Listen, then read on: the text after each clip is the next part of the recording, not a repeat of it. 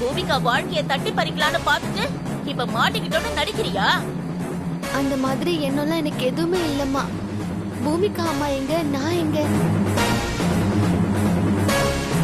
நான் ஏன் அவங்க வாழ்க்கையில போட்டி போட போறேன்? நான் மோதிரம் கொடுத்த அம்மாவை தேடி போய் பார்த்து அவங்க கையில காலில் விழுந்தாவது பூமிகா அம்மாவை மருமகளா நான் ஏத்துக்க வைக்கிறேம்மா. ஹே, நீ சொன்னா அவங்க என்ன மருமகளா ஏத்துப்பாங்களா? அம்மா என்னம்மா பேசுறா இவ? ஹே ஸ்வேதா, இன்னைக்கு முழுக்க நீ வீட்டுக்கு வெளியே பணியிலேயே கெடடி. அதுதான் நீ பண்ண தப்புக்கான தண்டனை. அப்பதான் உனக்கு புத்தி வரும். ஏய் பூமிகா, ஸ்வேதாவை வெளியே தள்ளி கதவை சாத்துடி. கண்மணி,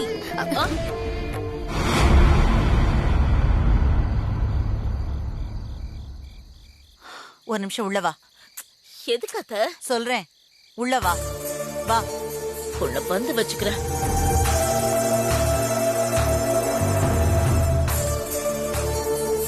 ஏய் வா. ஏய், என்னடி பண்ணிக்கிட்டு இருக்க நீ? உனக்கு புத்தி கித்தி கெட்டு போச்சா? ஏன் அத்த, நான் என்ன பண்ண? ஜோசியர் என்ன சொன்னாரு? ஸ்வேதாவோட அதிர்ஷ்டம் தான் பூமிகாவை பெரிய வீட்டுக்கு மருமகளா போக வைக்கும், அதனால அவளை கூடவே வச்சுக்கங்கன்னு சொன்னாரா இல்லையா? ஆமா சொன்னாரு. ஆனா நாம என்ன பண்ணிட்டு இருக்கோம்? ஸ்வேதாவை விட்டுட்டு மோதிரத்தை கொடுத்து கல்பனாவை பழக்கம் பிடிச்சு அந்த அம்மா கிட்ட நல்ல பேர் வாங்கறதுக்கு ட்ரை பண்ணோம். மோதிரத்தை உங்களை தொலைக்க வச்சு அந்த மோதிரத்தை ஸ்வேதா கையில கிடைக்க வச்சு ஸ்வேதாவை வச்சு கல்பனா அம்மா கிட்ட மோதிரத்தை கொடுக்க வச்சு ஸ்வேதாவை கல்பனா அம்மா கிட்ட நல்ல பேரை எடுக்க வச்சிருக்கு. அதுதான் விதி. அப்ப ஸ்வேதா ஜாதகம் நமக்கு என்ன சொல்லுதுன்னா, நீங்க எதை பண்ணாலும் அத ஸ்வேதா மூலமா பண்ணுங்க, இல்லன்னா நீங்க நினைச்சது நடக்கவே நடக்காதுன்னு சொல்லுது. நான் சொல்றது உங்க 2 பேருக்கு புரியுதுல? இத பாரு, இனிமே நாம எதை செஞ்சாலும் அது ஸ்வேதாவை வச்சுதான் செய்யணும், புரியுதா? ஸ்வேதாவை உள்ள கூப்பிடுங்க. வாங்க, போ போ போ.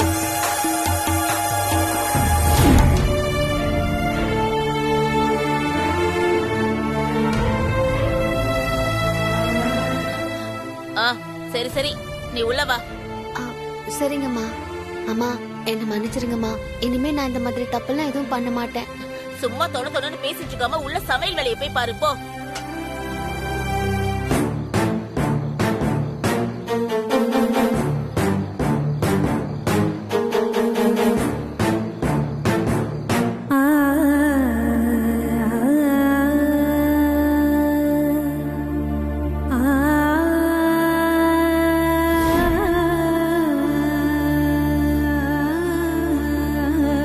எவ்வளோ ஆசையா ஸ்வீட் எல்லாம் வாங்கிக்கிட்டு எனக்கு ப்ரமோஷன் கிடைச்சிருக்கு.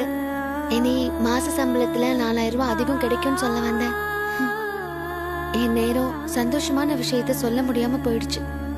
இனிமே சொன்னா கூட திட்டுவாங்க.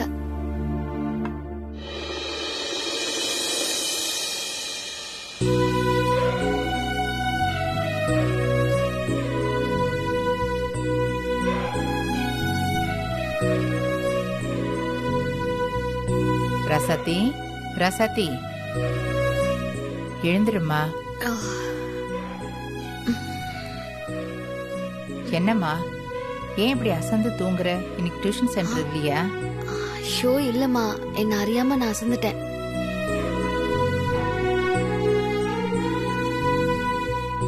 எப்பவுமே நேரத்தோட எழுந்துப்ப, இன்னைக்கு நீ இவ்வளவு நேரம் தூங்கியிருக்க. என்ன அசதியா? அசதியெல்லாம் ஒண்ணும் இல்லம்மா, ராத்திரி எல்லாம் தூக்கமே இல்ல. ஏம்மா, என்னாச்சு? சிவா காணாம போன உன் பொண்ண மன வளர்ச்சி குறைவான மாப்பிள்ளைக்கு கட்டி கொடுன்னு சொன்னால, அவன் ஏன் திடீர்னு அப்படி சொன்னாங்கிற கேள்வி என் மனசுக்குள்ள ரிங்காரமா ஒழிச்சுக்கிட்டே இருக்கு. என்னம்மா, சிவா சின்ன பையன், அவன் சொன்னதெல்லாம் நீ பெருசா எடுத்துட்டு நீ காப்பி குடி. குடு.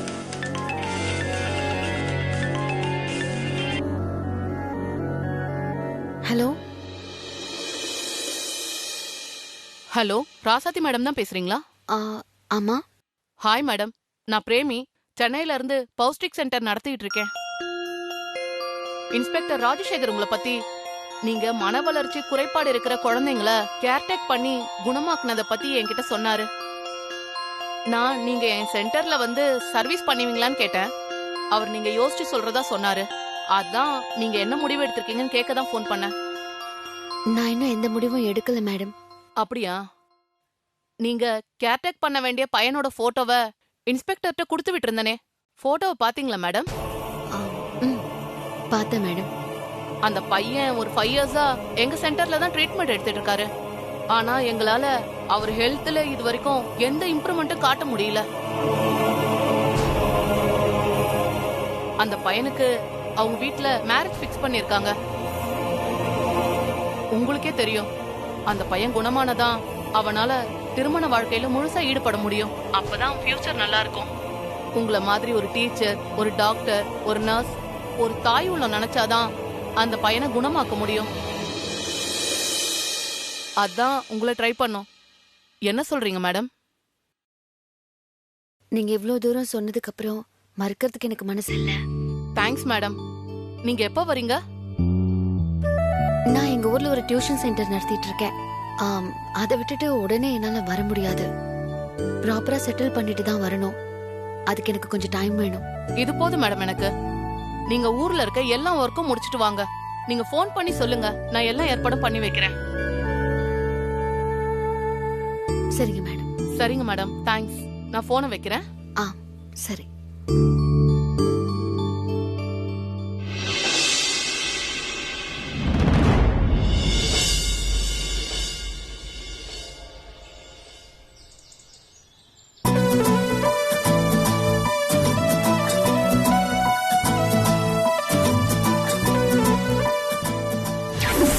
நான் ஹோல் ஹார்ட்டடா சொல்றேன், உங்க ரிங் இன்னைக்கு ஈவினிங்குள்ள உங்களுக்கு கன்ஃபார்மா கிடைச்சிடும்.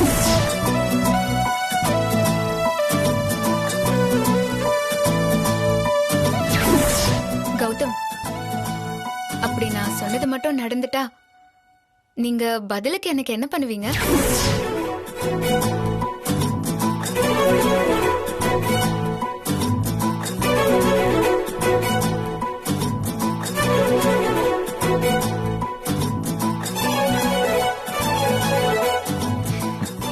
பூமிகா சொன்னது அப்படியே நடக்குது.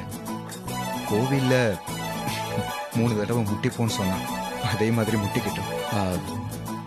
காணாம போன ரிங் கிடைக்கும்னு சொன்னா. அதே மாதிரி கிடைச்சிருச்சு. அவகிட்ட ஏதோ இருக்கு. ரிங் கிடைச்சதுக்கு பூமிகாவுக்கு கால் பண்ணி தேங்க்ஸ் சொல்லலாம். ரிங் தான் கௌதம் கைக்கு போய் சேர்ந்துருச்சுல்ல. பேசாம கௌதம்க்கு ஒரு ஃபோன் பண்ணி ரிங் கிடைச்சிருச்சா, சர்ப்ரைஸ் எங்கன்னு கௌதம் கிட்ட கேட்டு அப்படியே அவன் கூட ஃப்ரெண்ட் ஆயிட்டா என்ன?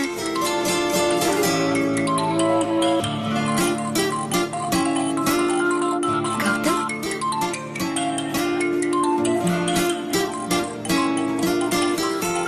கௌதம், கௌதம்க்கு 100 ஆயுசு. ஹாய் கௌதம், இப்பதான் உன்னை பத்தி நினைச்சேன். நீயே கால் பண்ணிட்ட. சொல்லு கௌதம், என்ன விஷயம்? ஆக்சுவலி நான் உனக்கு தேங்க்ஸ் சொல்றதுக்கு தான் கால் பண்ணேன். தேங்க்ஸா? எதுக்கு? நீ சொன்னபடியே காணா போன ரிங் கிடைச்சிருச்சு. அதுக்கு தான். அம்மா, காணாம போன ரிங் கிடைக்கும்னு நீ எப்படி கரெக்டா சொன்ன? அதெல்லாம் அப்படித்தான். நான் எனக்கு பிடிச்சவங்களுக்கு ஏதாச்சும் கிடைக்கணும்னு ட்ரூவா நினைச்சா அது அப்படியே நடந்துரும்.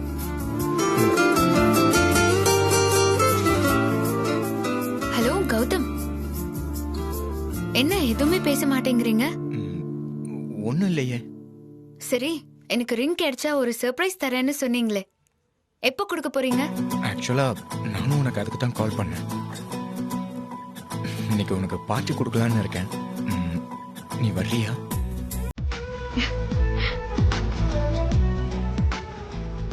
பார்ட்டியா? எனக்கா? எதுக்கு திடீர்னு? அது உனக்கு கொடுக்க போற சர்ப்ரைஸை சும்மா கொடுத்தா நல்லா இருக்காதுல்ல. அதான் ஒரு பார்ட்டியோட கொடுக்கலான்னு ஆசைப்படுறேன். என்னோட பார்ட்டிக்கு வா. என்னோட ஃப்ரெண்ட்ஸ் எல்லாருக்கும் உன்னை இன்ட்ரோ பண்றேன். அப்படியே நான் சொன்ன சர்ப்ரைஸையும் உனக்கு கொடுக்குறேன்.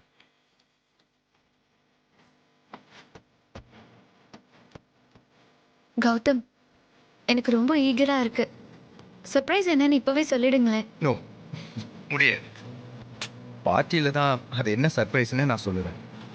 அது மட்டும் இல்லாமல் உனக்கு ஒரு சர்ப்ரைஸ் கிஃப்ட்டும் கொடுக்க போகிறேன்.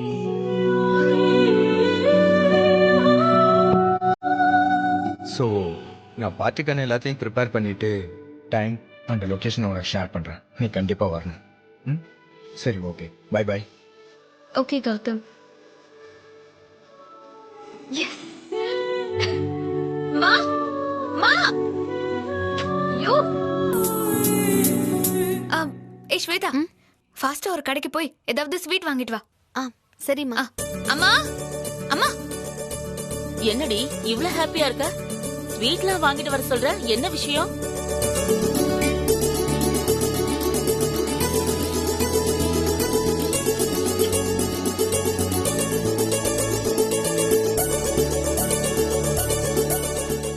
நேத்து எனக்கு ப்ரமோஷன் கிடைச்சதுக்காக வாங்கின ஸ்வீட் வீட்ல தானே இருக்கு. அந்த ஸ்வீட் அப்ப கொடுக்க முடியல, இப்ப கொடுத்துருவோம். கண்மணி அம்மா வீட்ல இருக்கிறவங்க எல்லாரும் சாப்பிடறதுக்காக வாங்கிட்டு வந்த ஸ்வீட் தானே.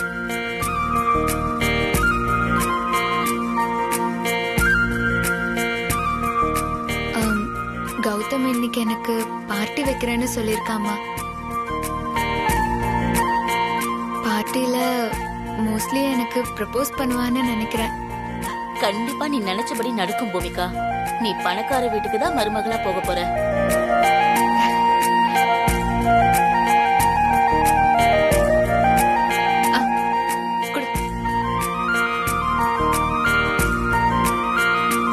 அம்மா காட்டுங்க.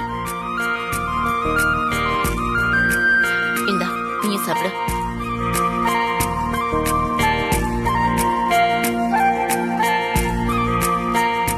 அம்மா ஸ்வீட் செம்ம டேஸ்டா இருக்குல்ல?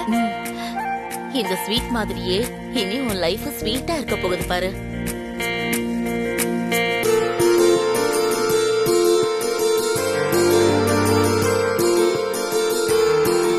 என்னடி பாக்குற?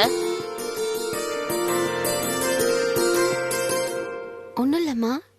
ஆமா, ஸ்வீட் வாங்க பணமே கொடுக்கலையே. காசு இல்லாம எப்படி போய் ஸ்வீட் வாங்கிட்டு வந்த?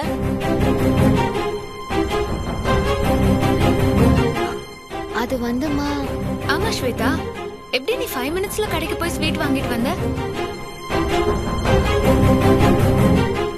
சொல்லுடி. நான் சொல்றேன்.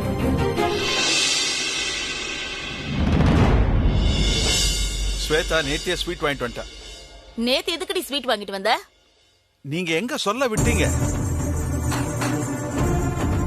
நேத்து வீட்டுக்குள்ள ஸ்வேதா கால் எடுத்து வச்ச உடனே அவளை வார்த்தையாலே வறுத்தெடுக்க ஆரம்பிச்சிட்டீங்களே.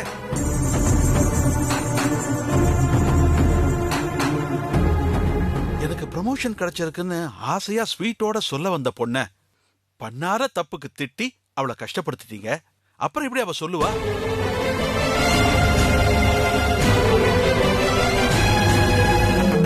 அப்படியாடி, உனக்கு ப்ரமோஷன் கிடைச்சிருக்கா? ஆமாம்மா, செக்யூரிட்டி வேலையில இருந்து உள்ள சேல்ஸ் கவுண்டருக்கு என்ன மாத்திருக்காங்க. அப்போ உனக்கு சம்பளம் அதிகமா வருமா? எவ்வளவு அதிகமா வரும்? 4000 ரூபாய் அதிகமா வருமா? பரவாயில்லையே, இந்தா நீயும் ஸ்வீட் எடுத்துக்கோ. அம்மா சரி, நான் வேலைக்கு போயிட்டு வரேன். வீட்டு வேலையெல்லாம் முடிச்சிட்டல்ல? எல்லாம் முடிச்சிட்டேம்மா. சரி, நீ போயிட்டு வா.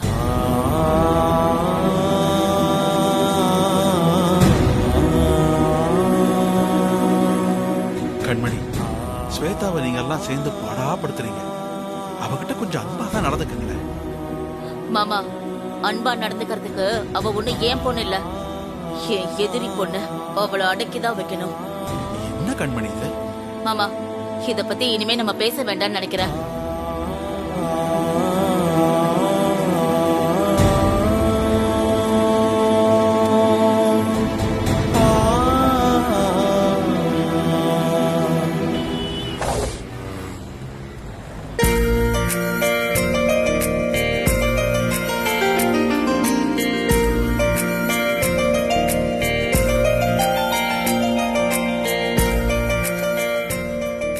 ஸ்வேதா, சார், காஞ்சிபுரத்துல இருந்து பட்டு புடவை எல்லாம் புது ஸ்டாக் வந்திருக்கு. அதை எல்லாத்தையும் ஸ்டோர் ரூம்ல அடுக்கி எவ்வளவு இருக்குன்னு கவுண்டிங் பண்ணி செக் பண்ணிக்குமா. சரிங்க சார்.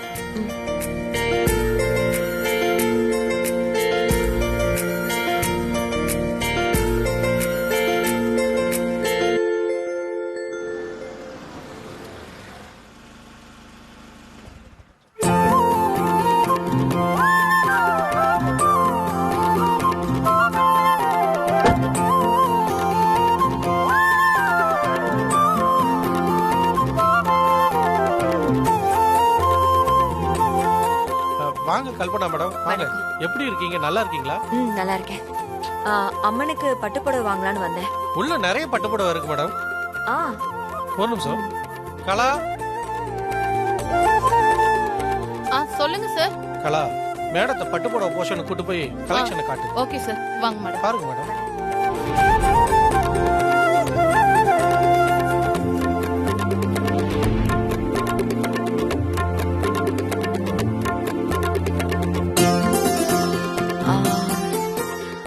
அந்த புடவை எடுங்க.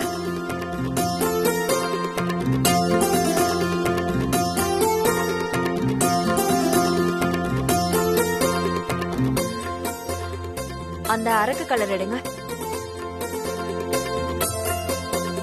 இந்த மாதிரி வேணாம், ஜரிகை வச்சது வேணும்.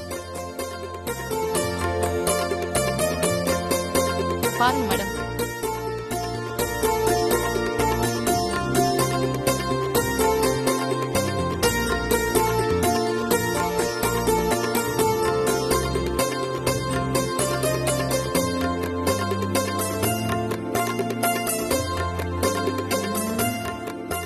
எடுக்கவா மேடம்? இல்ல, அப்புறம் பாத்துக்கிறேன். நான் பாத்துக்கிறேம்மா. இப்போ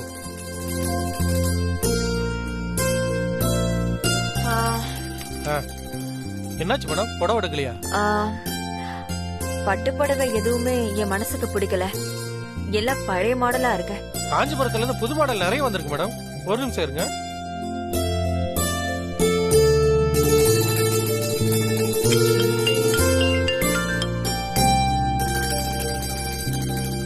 சொல்லுங்க ஓனர் சார். ஸ்வேதா, நம்ம கடைக்கு விஐபி கஸ்டமர் ஒருத்தங்க அம்மனுக்கு சாத்த புடவை வாங்க வந்திருக்காங்க.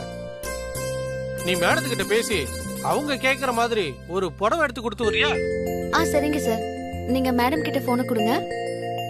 இந்தாங்க மேடம். உங்களுக்கு எந்த மாதிரி புடவை வேணும்னு போன்ல சொல்லுங்க. ஸ்டாப் புடவை எடுத்துட்டு வருவாங்க. ஓ, hello hello, good morning madam. Madam, நீங்க எந்த மாதிரி புடவை எதிர்பார்க்கறீங்க? அரக்கு கலர்ல இருந்தா நல்லா இருக்கும்னு எதிர்பார்க்கறேன். மேடம், எந்த அம்மனுக்கு புடவை சாத்த போறீங்க? இல்ல, நான் ஏன் கேக்குறேன்னா, அம்மன் சிலை பெருசா இருந்தா 16 கஜம் புடவை வேணும். சின்ன சிலையா இருந்தா 9 கஜமே போதும். அதனாலதான் கேக்குறேன். பரவாயில்லையே, நல்லா விவரமா தான் பேசுற. மகாலட்சுமி அம்மனுக்கு சாத்துறதுக்கு புடவை வேணும். மகாலட்சுமியா?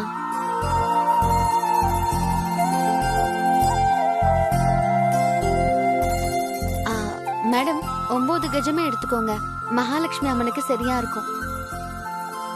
மேடம், துர்கை பத்ரகாளிக்கு தான் அரக்கு கலர்ல புடவை சாத்துவாங்க. மகாலட்சுமிக்கு மஞ்சள் கலரு பச்சை கலர் தான் மேடம். இவ்ளோ விஷயம் தெரிஞ்சு வச்சிருக்க. நீயும் ரொம்ப பக்திமான் போல இருக்கு. ரொம்ப அனுபவசாலி மாதிரி பேசுற. சரிம்மா, நீ சொன்ன கலர்லயே புடவையை கொடுத்து அனுப்ப. சரிங்க மேடம். நீங்க மகாலட்சுமிக்கு புடவை சாத்துறீங்கன்னா ஏதாவது வேண்டுதலா மேடம்? ஆமா, என் பையனுக்கு ஏத்த நல்ல பொண்ண தேடிட்டு இருக்கேன். எனக்கு நல்ல மருமக அமையணும்னு அம்மன் கிட்ட வேண்டி இருக்கேன். அதான். உங்க மனசுக்கு ஏத்த மருமகளா மகாலட்சுமியே உங்களுக்கு அமைவா மேடம். நீங்க கவலைப்படாதீங்க. உன் வார்த்தை பலிக்கணுமா? கல்யாண வேண்டுதல்னா அதுக்கு மஞ்சள் கலர் புடவை தான் மேடம் உகர்ந்தது. இந்த சின்ன வயசுல இவ்ளோ விஷயம் தெரிஞ்சு வச்சிருக்க. நீ மருமகளா போற வீடும் உனக்கு மாமியாரா வரப்போறவங்களும் ரொம்ப கொடுத்து வச்சவங்க. அந்த குடும்பம் ரொம்ப நல்லா இருக்கும்.